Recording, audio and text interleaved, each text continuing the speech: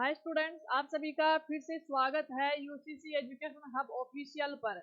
अभी हम जो क्लास स्टार्ट करेंगे उसमें सारे जो क्वेश्चंस हैं वो पीवाईक्यूज एमसीक्यूज होंगे। ठीक है, तो लेटेस्ट एग्जाम में पूछे गए क्वेश्चन है और आने वाली हर कॉम्पिटिटिव एग्जाम के लिए क्या होंगे, इंपॉर्टेंट होंगे। ठीक है, तो अपनी क्लास की सीरीज को आगे बढ़ाते हुए हम चलते हैं और अपने फर्स्ट क्वेश्चन पे आते हैं। फर्स्ट क्वेश्चन आपकी स्क्रीन पे दिख रहा होगा। चलिए हम स्टार्ट करते हैं। पहला क्वेश्चन, मानव शरीर में वायु किस अंग द्वारा ग्रहण की जाती है। देखिए क्वेश्चन पूछा गया है आरआरबी ग्रुप डी में 16/9/2022 फिफ्थ सेकंड में पूछा गया क्वेश्चन है। ठीक है, यानी कि 2022 में ही पूछा गया क्वेश्चन है। आरआरबी के अंदर पूछा गया क्वेश्चन। क्वेश्चन क्या है, मानव शरीर में वायु किस अंग द्वारा ग्रहण की जाती है। यानी कि श्वसन प्रक्रिया में जो श्वास है या वायु है, सॉरी वायु जो है उसकी कौन से अंग द्वारा ग्रहण की जाती है। क्या कूपिकाओं के द्वारा ग्रहण की जाती है? क्या कूपिकाओं के द्वारा ग्रहण की जाती है? कूपिकाएं, कूपिकाओं के बारे में देखो एक क्वेश्चन बनता है कि जो कूपिकाएं होती हैं,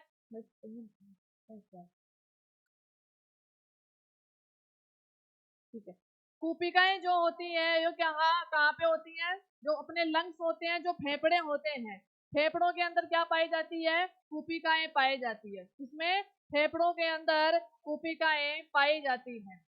फेफड़ों में जो अपने लंग्स होते हैं उसके अंदर कूपिकाएं पाई जाती हैं। कूपिकाओं को क्या कहा जाता है? कूपिकाओं को फेफड़ों की संरचनात्मक व क्रियात्मक इकाई कहा जाता है। स्ट्रक्चरल एंड फंक्शनल यूनिट कहा जाता है किसको? कूपिकाओं को, एल्वोलीज को।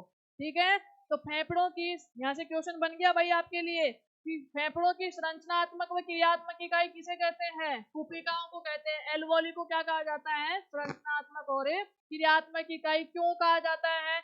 क्योंकि जो ये जो एक डायग्राम बना देते हैं थोड़ा सा,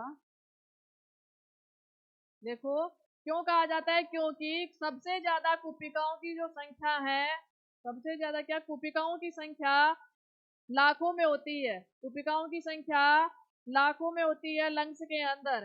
तो इसका जो एंड पार्ट होता है, श्वसनियों का जो एंड पार्ट होता है वो क्या कहलाती हैं? कूपिकाएं कहलाती हैं। ये गुब्बारे जैसी संरचनाएं होती हैं कूपिकाएं। ठीक है, ये जो भाग दिख रहा है आपको ये क्या कहलाती हैं? कूपिकाएं कहलाती हैं, एल्वोली कहलाती हैं। ठीक है, यहाँ पर ये क्या होती है कि इनके बारे में क्वेश्चन है कि इनको और क्या कहा जाता है? श्वसन स्थल कहा जाता है।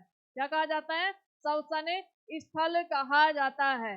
क्यों? क्योंकि यहाँ पे होती हैं रक्तवाहिनियां। यहाँ पे क्या होती हैं? रक्तवाहिनियां जो हर्ट से विऑक्सीजनित रुधिर, इधर दिख रहा है, जो हर्ट से यानी कि हृदय से विऑक्सीजनीकरत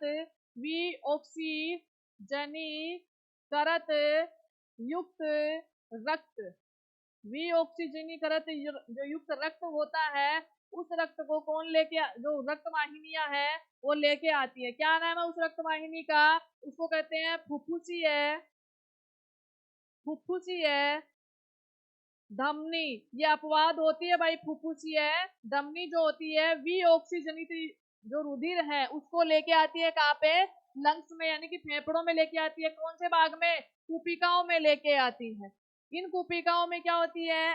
जो श्वसन नली है उसके द्वारा ऑक्सीजनित वायु जो अंदर आती है, फिर यहाँ से जो ऑक्सीजन है उसको तो ग्रहण कर लिया जाता है और जो CO2 है उसको बाहर निकाल दिया जाता है। ठीक है, तो जो श्वसन की जो पूरी प्रोसेस होती है, पूरी जो क्रिया होती है वो किसके अंदर होती है? कूपिकाओं के अंदर होती है। इसीलिए इनको क्या कहा जाता है? श्वसन स्थल कहा जाता है।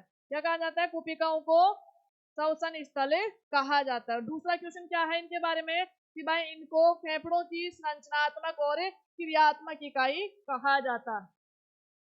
फिर दूसरा है, क्या नासा द्वार के द्वारा, भाई ये जो नासा द्वार के द्वारा क्या श्वसन ग्रहण की जाती है, क्या वायु ग्रहण की जाती है? नासा द्वार के द्वारा वायु ग्रहण की जाती है। क्या होती है? वायु ग्रहण की जाती है। थर्ड ऑप्शन क्या है? क्या श्वास नली के द्वारा? किसके द्वारा? क्या श्वास नली के द्वारा? श्वास नली को और क्या कहते हैं? ट्रेकिया। क्या कहते हैं? ट्रेकिया कहते हैं। ट्रेकिया के अंदर क्या होते हैं? सी आकार के उपास्थि के छल्ले, सी आकार के उपास्थि के छल्ले किसमें होते हैं? ट्रेकिया के अंदर होते हैं, यानी कि श्वास नली के अंदर होते हैं, जो उसको पिचकने से रोकते हैं, जो श्वास नली को पिचकने से रोकते हैं। ठीक है। फिर क्या है? श्वसनी। नहीं, श्वसनिकाओं को वायु ग्रहण का अंग नहीं कहा जा सकता। तो इस क्वेश्चन का जो राइट आंसर है वो क्या हो जाएगा? ऑप्शन नंबर बी, यानी कि जो नासा द्वार है उनके द्वारा वायु ग्रहण की जाती है। क्लियर हो गया? चलिए नेक्स्ट क्वेश्चन पे चलते हैं। नेक्स्ट क्वेश्चन, ये लो आपका नेक्स्ट क्वेश्चन। रोड और कोन किसमें पाए जाते हैं? बेसिकली है कि रोड और कोन जो है, रोड और कोन शंकु और शलाका कोशिकाएं, शंकु और शलाका कोशिकाएं, या फिर शलाका, इनको कहते हैं शलाका, इनको कहते हैं शंकु, इनको क्या कहते हैं? शंकु। तो ये पूछ रहा है कि शंकु और शलाका कोण किनमें पाए जाते हैं? शंकु और शलाका कोण किनमें पाए जाते हैं? पहले देख लेते हैं शंकु और शलाका कोण जो है। शंकु शंकु जो कोण है उनकी संख्या मानव में सर्वाधिक होती है। मानव में सर्वाधिक संख्या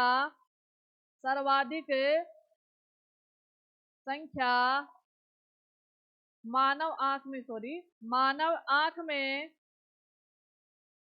सर्वाधिक संख्या में जो होती है वो कौन सी कोशिकाएं होती हैं? शंकु कोशिकाएं होती हैं। कौन सी कोशिकाएं होती हैं?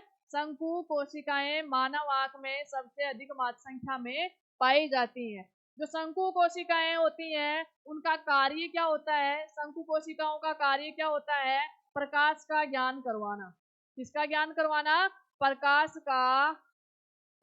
का ज्ञान करवाना। तथा दूसरा कार्य है इसका कलर की, यानी कि रंगों की पहचान करना।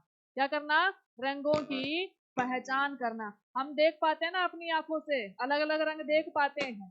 ठीक है। तो कौन सी कोशिकाओं के द्वारा किए जाते हैं? शंकु कोशिकाओं के द्वारा किए जाते हैं। तो मानव आंख में जो सर्वाधिक संख्या है वो किनमें होती है? सर्वाधिक संख्या जो है किनकी होती है? शंकु कोशिकाओं की होती है। दूसरी होती है शलाका कोशिकाएं। दूसरी कौन सी होती है? शलाका कोशिकाएं। शलाका जो सेल होती है, शलाका कोशिकाएं, मानव आंख में इनकी संख्या कम होती है। मानव आंख में इनकी संख्या क्या होती है? कम होती है, संख्या कम। किसमें? मानव में। इसीलिए हम रात में नहीं देख पाते, क्योंकि ये रात में देखने के लिए होती है। ठीक है, यानी अंधेरे में देखने के लिए होती है। इसीलिए मानव के अंदर शलाका कोशिकाएं कम होने के कारण हम अंधेरे में सही से नहीं देख पाते हैं। ठीक है। तो ये होती है शलाका कोशिकाएं और ये होती है शंकु कोशिकाएं, जो किसमें पाई जाती है? मानव आंख में पाई जाती है। अब ऑप्शन देख लेते हैं। क्या दिल में पाई जाती है? भाई दिल में नहीं होती शंकु शलाका कोशिकाएं, हम दिखता हमें आंखों से है, दिल से हमें नहीं दिखता। फिर क्या है? फेफड़ों में होती है? क्या लंग्स में होती है? नहीं। लंग्स की जो संरचनात्मक और क्रियात्मक इकाई है वो कौन होती है?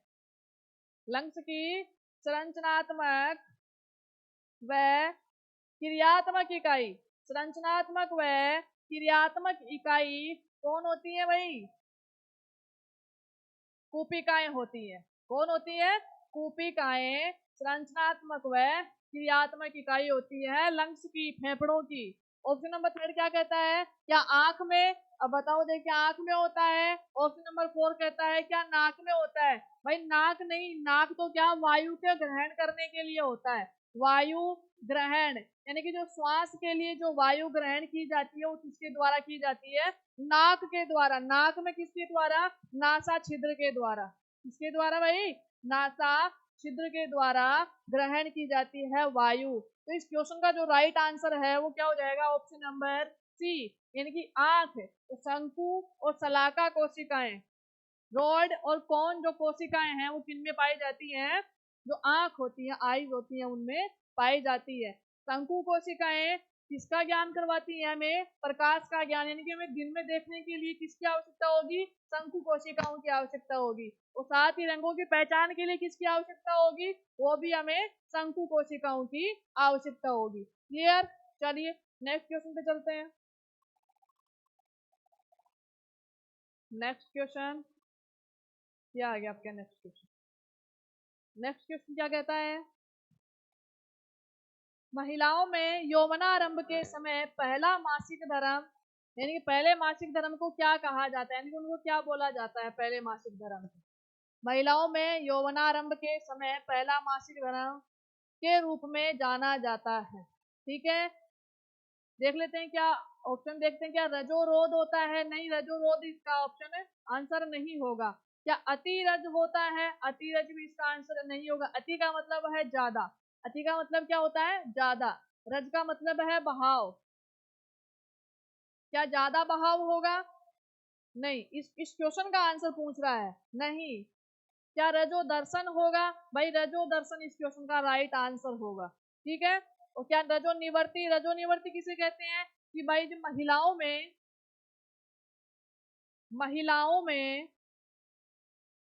महिलाओं में 45 से 50 वर्ष, 45 से 50 वर्ष, यानी कि जो 45 से 50 वर्ष की जो महिलाएं होती हैं, उनमें जो ऋतुस्राव होता है, उनमें जो ऋतुस्राव होता है वो बंद हो जाता है। ऋतुस्राव बंद हो जाता है, उसको क्या कहा जाता है? रजो निवर्ती या मीनोपॉज अवस्था कहा जाता है। रजो निवर्ती या मीनोपॉज अवस्था कहा जाता है। आगे समझ। रजो दर्शन का मतलब क्या है? कि जो फर्स्ट बार, यानी कि पहली बार यानी कि महिला में पहली बार ऋतुस्राव, पहली बार ऋतुस्राव होने को क्या कहा जाता है? रजो दर्शन कहा जाता है। और क्वेश्चन भी क्या कहता है? कि महिलाओं में यौवनारंभ के समय, तो यौनारंभ के दौरान पहला मासिक धर्म क्या कहलाता है? रजो दर्शन कहलाता है। तो इस क्वेश्चन का जो राइट आंसर है वो क्या हो जाएगा? ऑप्शन नंबर सी, रजो दर्शन। क्लियर? चलिए नेक्स्ट क्वेश्चन क्या कहते हैं देखते हैं। नेक्स्ट क्वेश्चन, ये लो भाई आपका नेक्स्ट क्वेश्चन। मानव शरीर में लैंगरहैंस के आइसोलेट कहाँ पाए जाते हैं? आइसोलेट को दीप समूह भी कहते हैं। आइसोलेट को क्या कहते हैं? दीप समूह है। द्वीप समूह है, अरे धरती वाले द्वीप समूह नहीं, धरती वाले द्वीप समूह नहीं होते। ठीक है, आइसोलेट यानी कि द्वीप समूह है, कहाँ पाए जाते हैं? ऑप्शन नंबर देख लेते हैं क्या, कौन से में पाए जाते हैं, कौन से में नहीं पाए जाते। पहला ऑप्शन क्या कहता है? छोटी आंत। क्या छोटी आंत में लैंगरहैंस के आइसोलेट पाए जाते हैं? नहीं भाई, छोटी आंत में तो क्या पाए जाते हैं? सूक्ष्म परवर्ध पाए जाते हैं। क्या पाए जाते हैं? सूक्ष्म परवर्ध पाए जाते हैं। और ये क्या काम करते हैं? सूक्ष्म परवर्ध क्या काम करेंगे? भोजन का भोजन का अवशोषण। क्या करते हैं ये? भोजन का अवशोषण करते हैं। कौन? सूक्ष्म परवर्ध या माइक्रोविलाई या फिर अंगुली नुमा परवर्ध, अंगुली अंगुली नुमा परवर्ध परवर्ध। ठीक है, तो छोटी आंत में सूक्ष्म परवर्ध पाए जाते हैं, या इनको विलाई भी कहते हैं, या फिर इनको अंगुलीनुमा परवर्ध भी कहते हैं। तो ये क्या काम करते हैं? भोजन का अवशोषण करने का काम करते हैं। यहीं से एक क्वेश्चन है कि भाई मानव शरीर में भोजन का सर्वाधिक पाचन भोजन का सर्वाधिक पाचन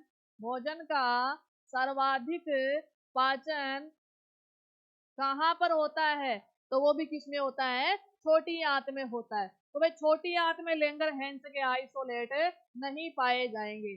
फिर क्या अग्नाशय के अंदर लैंगरहैंस के आइसोलेट पाए जाते हैं? देखते हैं। क्या पेट के अंदर आइसोलेट पाए जाते हैं? पेट यानी कि स्टोमक, स्टोमक में एक एसिड होता है भाई, एक एसिड होता है, उसका नाम क्या है? HCl।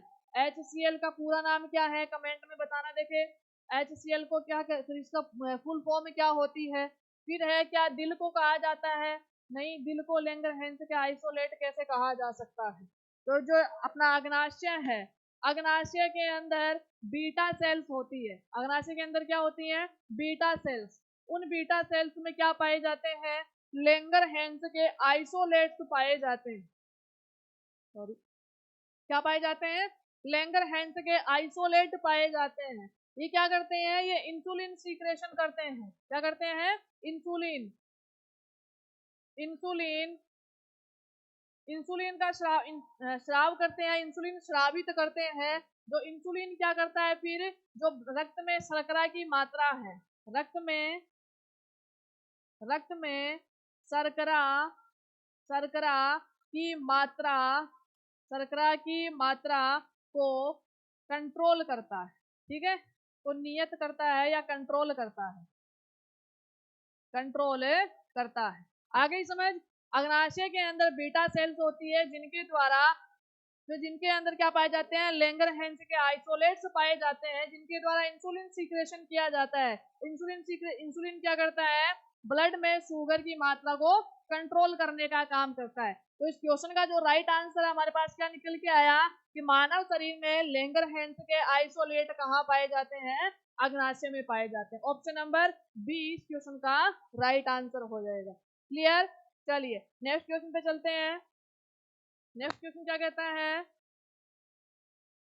ये रहा आपका नेक्स्ट क्वेश्चन। महिलाओं में मादा हार्मोन एस्ट्रोजन के द्वारा स्रावित होता है। यानी कि एस्ट्रोजन जो होता है किसके द्वारा स्रावित होता है, इसने पूछा है। बताओ देखिए किसके द्वारा स्रावित होता है?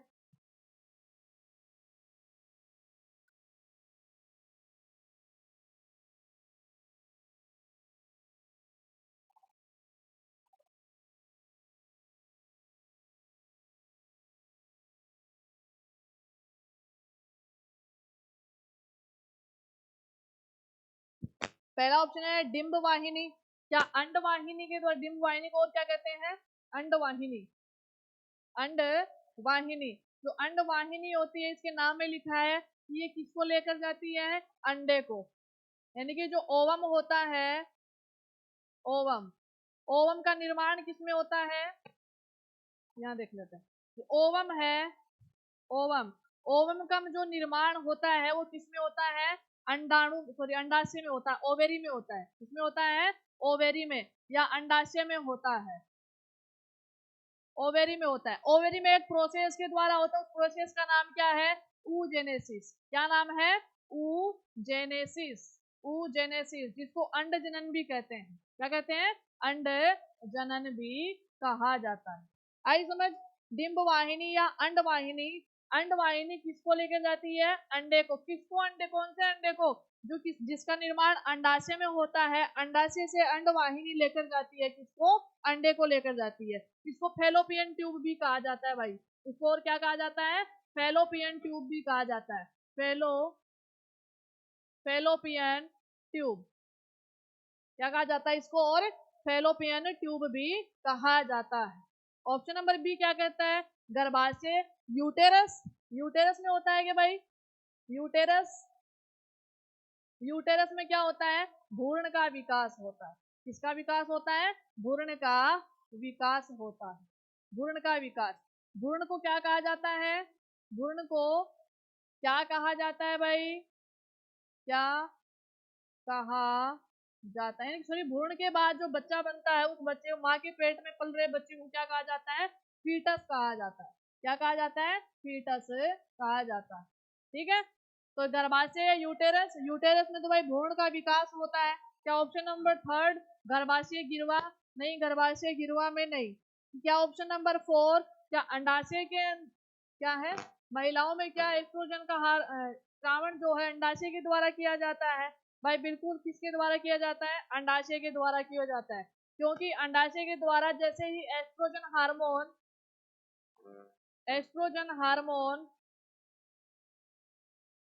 एस्ट्रोजन हार्मोन स्रावित किया जाता है, स्रावित होता है, एस्ट्रोजन हार्मोन स्रावित होता है, तब होता है तब जो फीमेल होती है, जो मादाएं होती हैं, फीमेल होती हैं, उसमें गौण लैंगिक लक्षणों का विकास होता है। किसका? गौण लैंगिक लक्षणों का विकास होता है। ठीक है, एस्ट्रोजन हार्मोन। तो महिलाओं में मादा हार्मोन एस्ट्रोजन किसके द्वारा स्रावित किया जाएगा? तो इस क्वेश्चन का जो राइट आंसर है वो क्या हो जाएगा? Option number D. Option number D, यानी कि अंडाशय के द्वारा, यानी कि ओवेरी के द्वारा, इसको क्या कहा जाता है? ओवेरी। ओवेरी के द्वारा एस्ट्रोजन हार्मोन का, ओवेरी के द्वारा एस्ट्रोजन हार्मोन का सीक्रेशन किया जाता है। Option number D is right answer. Clear? चलिए नेक्स्ट क्वेश्चन पे चलते हैं। नेक्स्ट क्वेश्चन क्या कहता है? ये आ गया आपका नेक्स्ट क्वेश्चन, दिख रहा है? शुक्राणुओं का निर्माण, स्पर्म फॉर्मेशन, शुक्राणुओं का निर्माण किसमें होता है? स्पर्म फॉर्मेशन किसमें होती है? ऑप्शन नंबर देख लेते हैं इसके। क्या मूत्रवाहिनी में शुक्राणुओं का निर्माण होता है? क्या वर्षण में शुक्राणुओं का निर्माण होता है? क्या प्रोस्टेट ग्रंथि में शुक्राणुओं का निर्माण होता है? क्या अंडकोश की थैली में शुक्राणुओं का निर्माण होता है? अंडकोश की थैली, भाई अंडाशय किसको कहा जाता है? अंडकोश की थैली, अंडाशय। अंडाशय में तो oogenesis के द्वारा, किसके द्वारा? oogenesis के द्वारा, जेनेसिस के द्वारा किसका निर्माण होता है? ओवम का निर्माण होता है। किसका निर्माण होता है? अंडाणु का निर्माण होता है। ठीक है, तो अंडकोश की थैली में या अंडाशय में oogenesis की क्रिया के द्वारा अंडाणुओं का निर्माण होता है। प्रोस्टेट ग्रंथि नहीं, भी प्रोस्टेट ग्रंथि नहीं, ये तो वसु के पास में पाई जाती है, कि इसको, ये किसमें पाई जाती है? नर में पाई जाती है। किसमें पाई जाती है? नर, यानी कि मेल के अंदर ये पाई जाती है। क्या मूत्रवाहिनी? नहीं, मूत्रवाहिनी में नहीं होता। इनके द्वारा केवल यूरिन का स्रावित, यूरिन, मेल में यूरिन के साथ साथ स्पर्म का को ले जाया जाता है और फीमेल में ओनली यूरिन को ले जाया जाता है। सॉरी। ऑप्शन नंबर बी क्या कहता है? वर्षण। भाई टेस्टिस के अंदर एक प्रोसेस होती है, क्या कहते हैं उसको? स्पर्मेटोजेनेसिस। क्या कहते हैं? स्पर्मेटोजेनेसिस। स्पर्मेटोजेनेसिस। स्पर्मेटोजेनेसिस के द्वारा किसका निर्माण होता है? स्पर्म का निर्माण होता है, यानी कि शुक्राणुओं का निर्माण होता है। आई समझ? जो वर्षण होता है वो मेल में जनन ग्रंथि होती है। मेल में जनन ग्रंथि वर्षण के द्वारा, स्पर्मेटोजेनेसिस प्रोसेस होती है, उसके द्वारा किसका निर्माण होता है? शुक्राणुओं का निर्माण होता है, स्पर्म फॉर्मेशन होती है। तो इस क्वेश्चन का जो राइट आंसर है, यानी कि शुक्राणुओं का निर्माण किनमें होता है? तो शुक्राणुओं का निर्माण वर्षण में होता है। Option number B is correct, यानी कि वर्षण, टेस्टिस में स्पर्म्स का निर्माण होता है। क्लियर हो गया? चलिए नेक्स्ट क्वेश्चन पे चलते हैं। नेक्स्ट क्वेश्चन क्या कहता है हमें? ये लो नेक्स्ट क्वेश्चन। इनमें से कौन सा पुष्प, पुष्प का मादा जनन अंग है? कौन सा पुष्प का मादा जनन अंग है? ठीक है, तो मादा जनन अंग पूछ रहा है बेसिकली हमें। मादा जनन अंग पूछ रहा है कि फूल में मादा जनन अंग वाले भाग को क्या कहा जाता है? ठीक है, मादा जनन अंग वाले भाग को क्या कहा जाता है? तो एक बार फूल का हम डायग्राम बना देते हैं, पुष्प का डायग्राम बना देते हैं, फिर अपने आप निकल के आ जाएगा कि भाई कौन सा होता है। बेसिक स्ट्रक्चर बना रहे हैं भाई।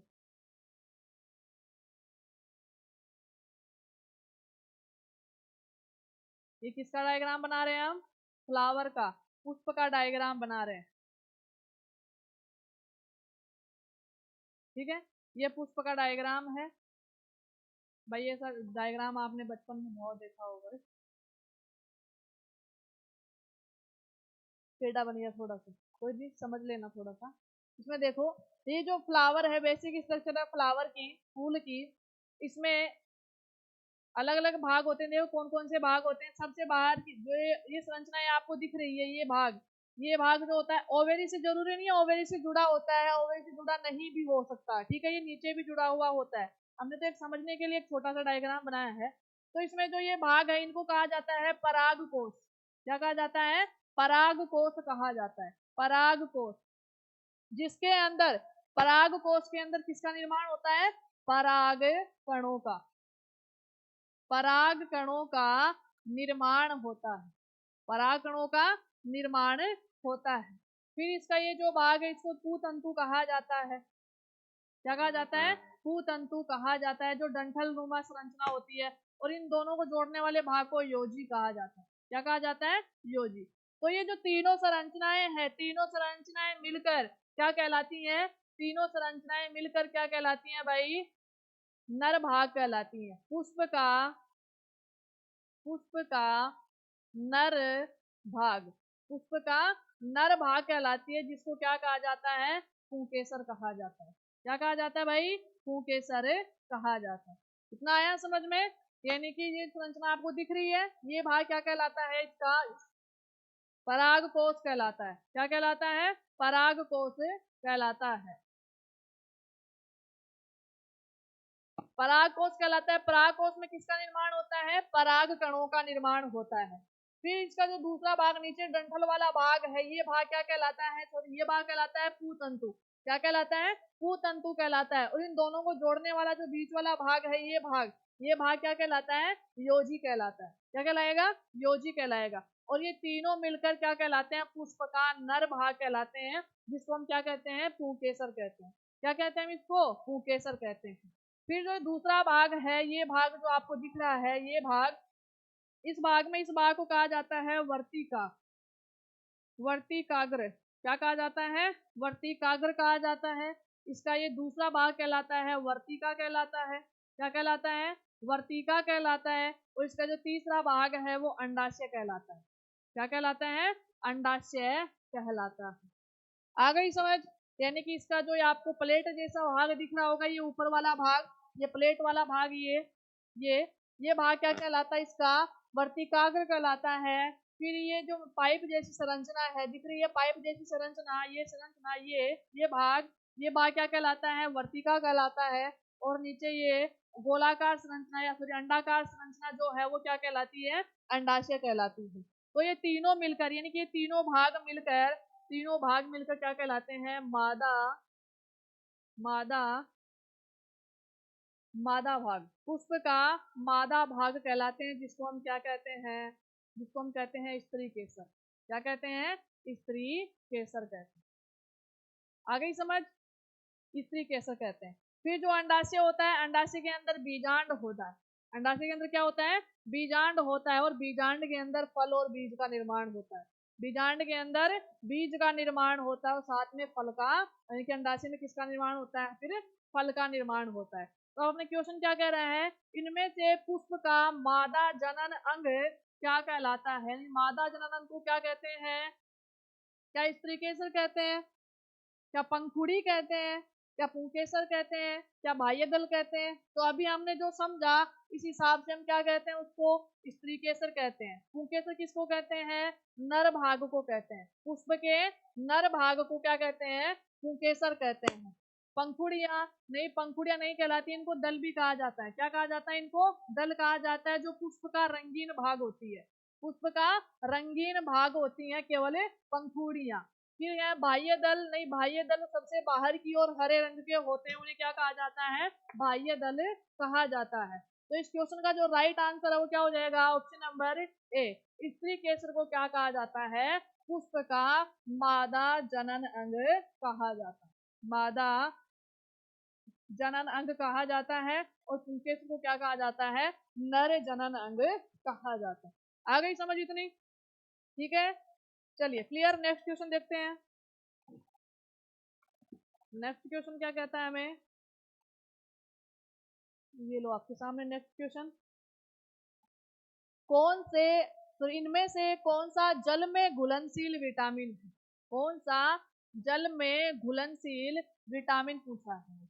एक होते हैं वसा में घुलनशील। एक कौन से होते हैं? वसा में घुलनशील होते हैं। तो दो प्रकार के विटामिन होते हैं घुलनशीलता के आधार पर। किसके आधार पर? घुलनशीलता के आधार पर।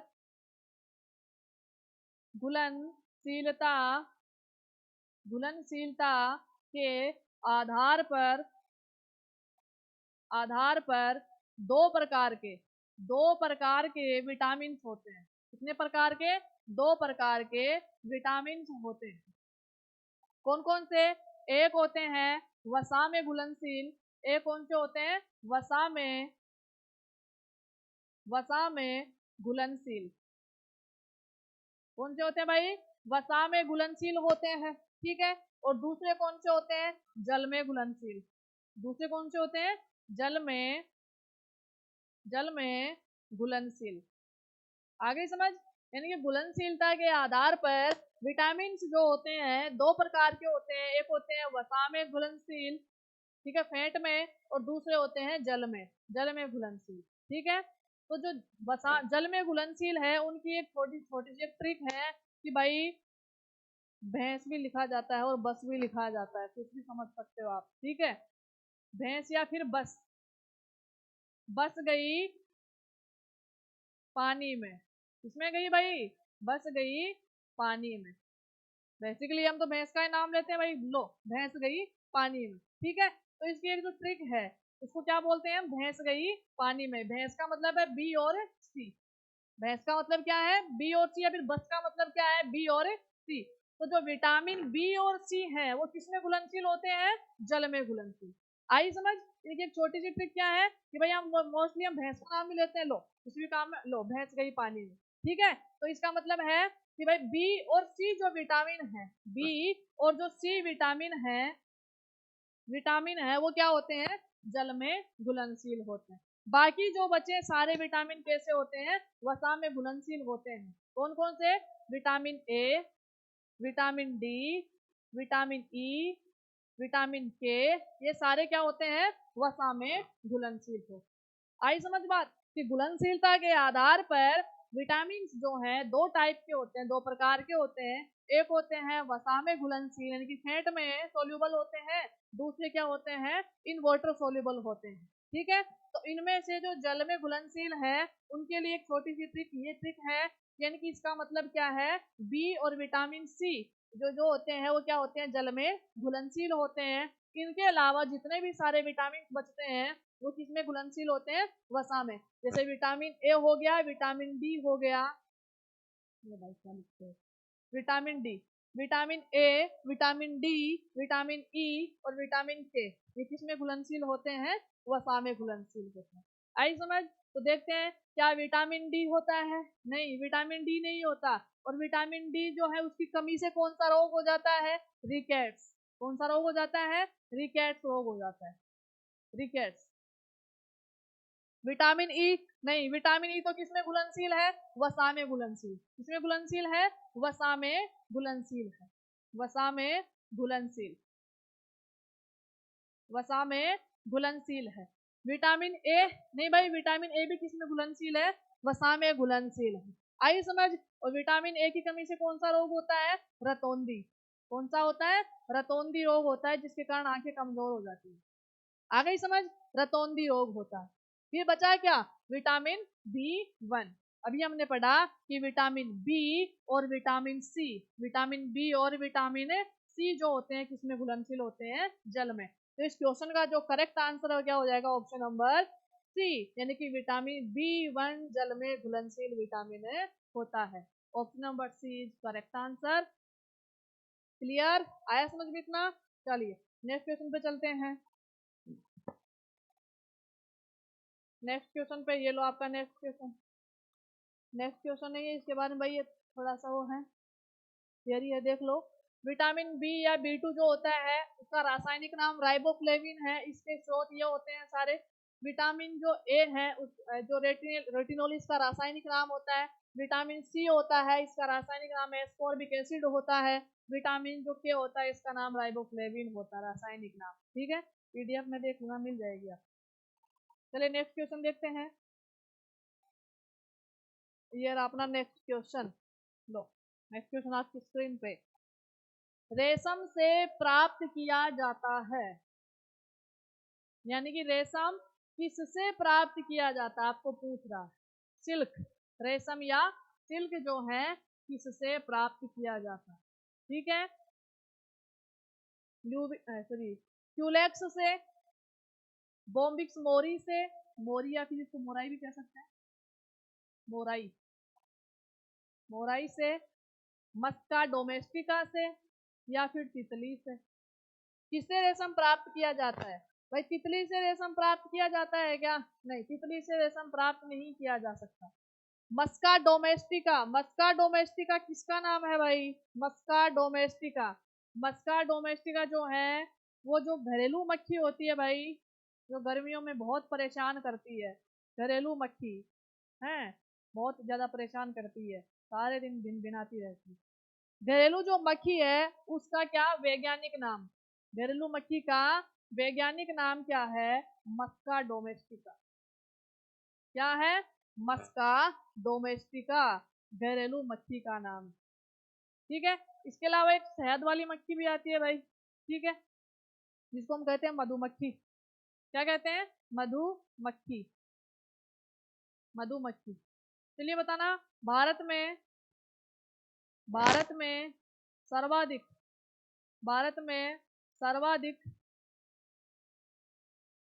कौन सी प्रजाति, सर्वाधिक कौन सी प्रजाति की मधुमक्खी का पालन किया जाता है? मधुमक्खी का, मधुमक्खी का पालन किया जाता है, दिख रहा है? मधुमक्खी का पालन किया जाता है। कमेंट में बताना भाई, कि नहीं आया तो हम तो कल तो है ही बताने के लिए, आपको नेक्स्ट क्लास में बताने के लिए नहीं। ठीक है। तो जो मधुमक्खी है, भारत में सर्वाधिक कौन सी प्रजाति की मधुमक्खी का पालन किया जाता है? तो मस्का डोमेस्टिका किसका नाम है भाई? जो घरेलू मक्खी है उसका क्या नाम है? उसका वैज्ञानिक नाम जो क्या है? मस्का डोमेस्टिका उसका वैज्ञानिक नाम है। फिर है क्यूलेक्स, नहीं क्यूलेक्स नहीं। फिर है ऑप्शन नंबर ए बॉम्बिक्स मोरी या बॉम्बिक्स मोराई। तो जो ये जो प्रजाति है बॉम्बिक्स मोराई, वो क्या है? वो थोड़ी किस पे, जो सहतूत होता है, सहतूत, सहतूत या जो मलबरी है, मलबरी के प्लांट की पत्तियों, मलबरी की पत्तियों, मलबरी की पत्तियों को पोषण के रूप में प्राप्त करता है। मलबरी की पत्तियों को पोषण के रूप में, पोषण के रूप में प्राप्त करता है, प्राप्त करता है। इसके अलावा और भी प्लांट हो सकते हैं, आम का प्लांट होता है, बेर का प्लांट भी होता है। ठीक है। इसके देखो ये बॉम्बिक्स मोराई है, इसको मोरी या मोराई भी कहते हैं। ये जो है सहतूत या मलबरी की पत्तियों को से अपना पोषण प्राप्त करता है। ठीक है। इनके अलावा इसको क्या कहा जाता है? मॉथ भी कहा जाता है। क्या कहा जाता है? मॉथ भी कहा जाता है। तो जो रेशम है वो किससे प्राप्त किया जाता है? बॉम्बिक्स मोराई से। किसे प्राप्त किया जाता है? इन ऑप्शंस में जो है वो है बॉम्बिक्स मोराई, इनके अलावा और भी इनकी प्रजातियां होती हैं। ठीक है। तो यहाँ पे जो ऑप्शन दे रखा है बॉम्बिक्स मोराई, उसके द्वारा क्या प्राप्त किया जाता है? सिल्क या फिर रेशम प्राप्त किया जाता है। ठीक है। इसको भाई रेशम कीट भी कहते हैं, रेशम कीट, रेशम कीट भी कहा जाता है। आई समझ? क्लियर? चलिए, इस क्वेश्चन का राइट आंसर बता दिया, क्या हो जाएगा? Option number A is correct answer. Clear? चलिए नेक्स्ट क्वेश्चन पे चलते हैं।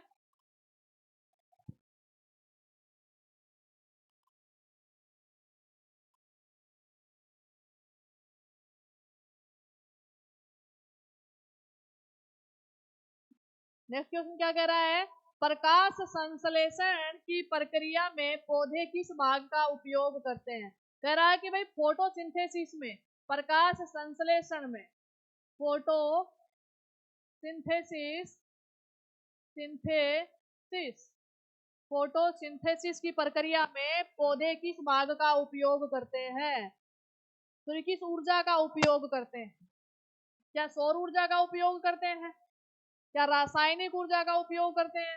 रासायनिक ऊर्जा।